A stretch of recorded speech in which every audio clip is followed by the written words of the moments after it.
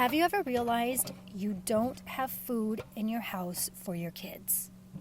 Shit. We're going shopping.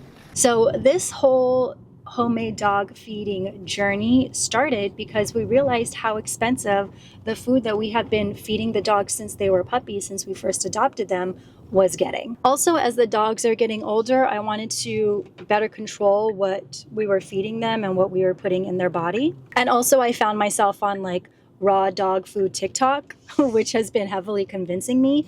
This food is cooked because Levi would never eat raw food, but I just kind of like the idea of just knowing, like I said, the ingredients we're putting in our pets' food. So I bought a lot of ebooks. I was given this recipe by my friend who found it on a blog post, and we've been testing it out and the boys have been liking it ever since. What I really like about this recipe is not only do I think that the ingredients are fairly easily accessible to everyone and affordable depending on where you get your ingredients, but the recipe is very straightforward. The measurements are all there. Of course, you can double and triple it. I probably should be doing that as well, so it'll just last us longer. But in its current state, this recipe will last my dogs, who are 10 and 25 pounds, 2 weeks. I'm excited to show you what the dogs eat and how I make it, but as always, please remember to check with your vet first. And if anything, you can test out this recipe for a week and see if you even like it or if it works for you. But yeah, I'm excited to share what we've been doing.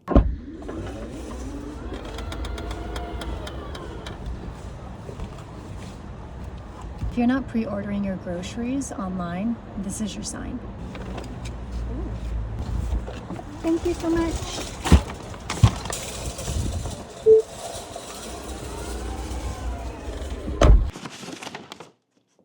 Okay, here are the tools that you need. First, a bowl. No, a bigger bowl. Okay, no. Actually, the biggest vessel that you have. Then a food processor. There is a lot of cutting involved, so let's make it easier on yourself.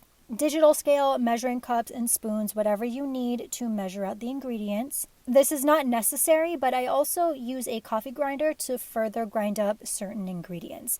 And finally, bring your positive attitude because you may feel overwhelmed, but I promise it's easy. For our ingredients, we have 7 pounds of 93% lean beef. There is a major oil difference between 90 and 93%, but it is a more expensive option and some grocery stores may not have it. So if you can only do 90, that is still okay. 8 ounces of beef liver. Not all grocery stores have this, but I got this from Ralph's last time and it's just been sitting in the freezer. 8 eggs and 4 eggshells. 16 ounces of canned sardines. The original recipe says to find canned sardines in water.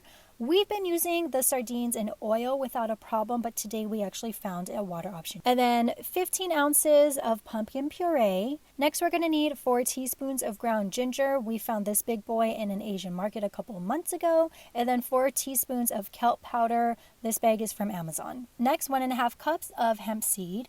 And then 8 ounces of 3 different types of veggies. Okay, so there's probably a more organized way of doing things, but I thrive in chaos, which is why I've never had a relaxed day in my life, but here we go. I start with the beef. Because it's normally kept in the fridge, it gets pretty uncomfortable to handle when it's still cold. So I like to separate the beef in little pieces with my hands or use a fork, again, if it gets too cold, to let it warm up a little bit, which makes it easier to handle once all the ingredients are ready. Feel free to use any other protein. We may try turkey next time, but we'll see. Next, I put in the eggs and then half the eggshells. I read somewhere that putting eggs in the oven actually makes it easier for dogs to digest. So I like to add the eggs earlier in the process to leave time for the eggs in the oven. I normally time this pretty well to once the eggshells are baked, I'm ready for them in a later step, which I'll talk about in a second. Next, I process the veggies and the beef liver. It is easier to go in batches, and trust me when I say the food processor is a lifesaver.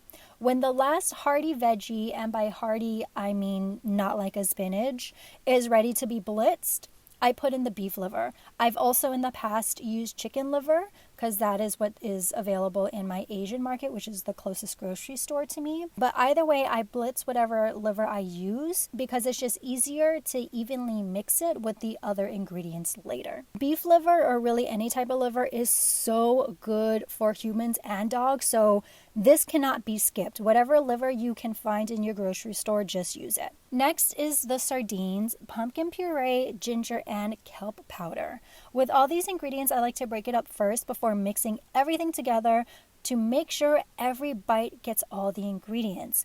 And with the pumpkin, please remember to get the pumpkin puree, not the pumpkin filling. The pumpkin pie mix has a lot of junk in it, whereas the only ingredient in pumpkin puree should be pumpkin. So there's a huge difference. And finally, I get Brian's never used coffee grinder to grind our newly baked eggshells and to grind the hemp hearts just down a little bit more. Levi is very picky when it comes to his food. You all have seen this in my vlogs, and doesn't like to try too hard while eating. So the smaller we can get these small ingredients into is just better for him to eat. Once all the ingredients are prepped, mix them real good. If you've ever made homemade meatballs, that's kind of basically what it should feel like. It's not gross or anything. Once you feel like everything is well mixed, it's time to pack it up.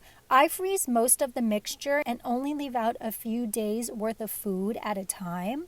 Depending on the size of the container, anything frozen will take a few days to defrost. So I'll always have one ready to eat and one defrosting on rotation in the fridge. If your dogs eat raw food, then you can just serve this during mealtime, easy peasy. But we like to cook the food on a very, very low heat. For feeding time, we like to use these lick mats for the dogs. Lick mats are a great way to mentally stimulate your dogs. And for fast eaters like Luke, it's also an easy way to just frankly slow them down. Even though this recipe is balanced, we still add vitamins with every meal. I'll link the vitamins, lick mats, and the original recipe blog in the description box if you're interested. This recipe will last my dogs 2 weeks, eating 2 meals a day.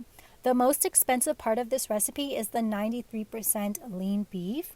Going down to 90% beef or even replacing the beef with another protein will definitely save you more money. And this is how Luke and Levi, the sons of a double income, no kids household, live their food life. Remember to please check with your vet to make sure this is right for your pup. And Luke, Levi, and I hope you enjoyed this video. Please remember to like, share, and subscribe, if only just for how cute the boys are. And I will see you in the next video. Bye!